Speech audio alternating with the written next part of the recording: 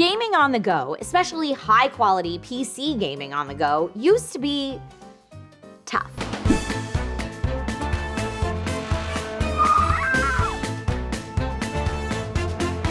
If you ever wanted to take the power of Ryzen and Windows 11 and put it into a handheld, your wait is over.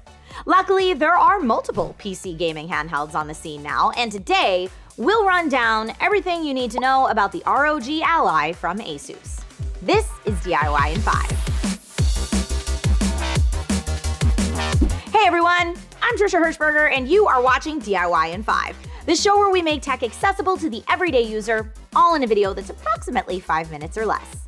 Today, we are talking about the ASUS ROG Ally.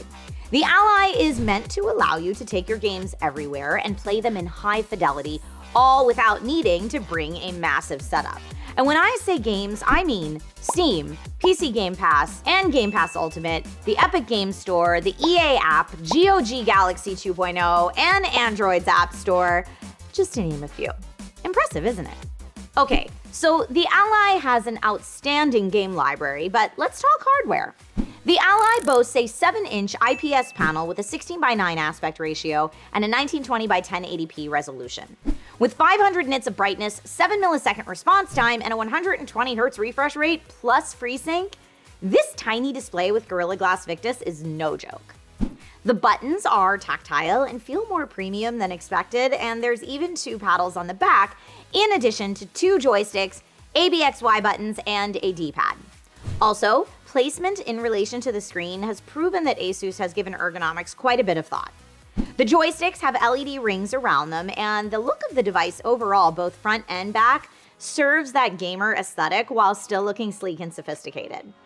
The power button is also a fingerprint sensor for easy Windows login, and most importantly for the long gaming sessions, the ASUS ROG Ally is not too heavy or large. Previous handheld PC gaming prototypes over the years have been large and unwieldy, so I was pleasantly surprised when picking up the Ally for the first time. In terms of the innards of this beast, the Ally comes in 2 spec configurations. One with the AMD Ryzen Z1 processor and one with the AMD Ryzen Z1 Extreme. Both processors are built on the 4nm process with Zen 4 architecture and brand new RDNA 3 graphics, upscaled with the help of AMD's upscaling FSR and Radeon Super Resolution as well. The Ryzen Z1 boasts 6 cores and 12 threads, while the Z1 Extreme has 8 cores and 16 threads. And in my testing so far, the Ryzen Z1 has been more than capable, so I'm excited to see what the Z1 Extreme can do. In fact, AnandTech found that the Ryzen Z1 Extreme outperformed the Apple M1 by 10% in single-core performance and 38% in multi-core performance. The Ryzen Z1 Extreme was also 3% faster than the M2 Max in single-core performance. Both models have 16 GB of LPDDR5 RAM and 512 GB PCIe 4.0 NVMe M.2 SSD onboard storage, expandable via microSD. Connectivity-wise, we're looking at a 3.5mm headphone jack for audio, although the Ally supports Bluetooth connectivity for audio as well, a Type-C combo port with support for USB 3.2 Gen 2 and DisplayPort 1.4, a microSD card slot, and an ROG XG mobile interface if you wanted to connect ASUS's eGPU for some extra graphical power. As much as there is to love about the ROG Ally, and believe me, I do, battery life is a legitimate concern.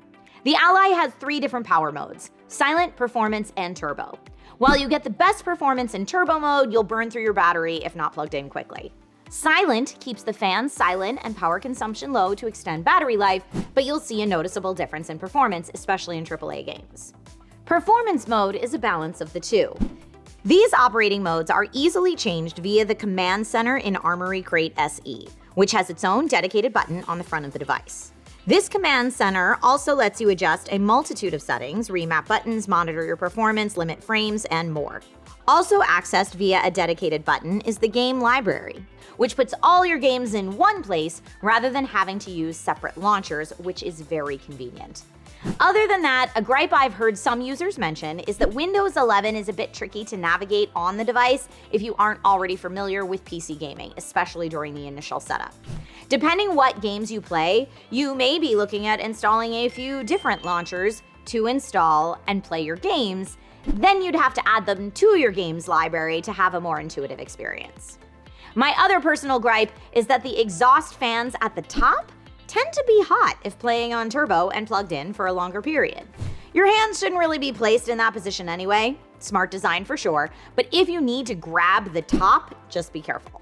Note that if you wanted to take your handheld and use it as a traditional gaming PC, there's support for a monitor, keyboard, mouse, and multiple controllers, so you'd be all set. I'd maybe invest in that eGPU though if I was going to go that route. All right, everyone, we are about out of time, but if you have any further thoughts on the ROG Ally or questions, feel free to comment below. Like if you found this video helpful and sub for more tips. My name's Trisha Hirschberger, and I'll see you next time with more DIY in 5.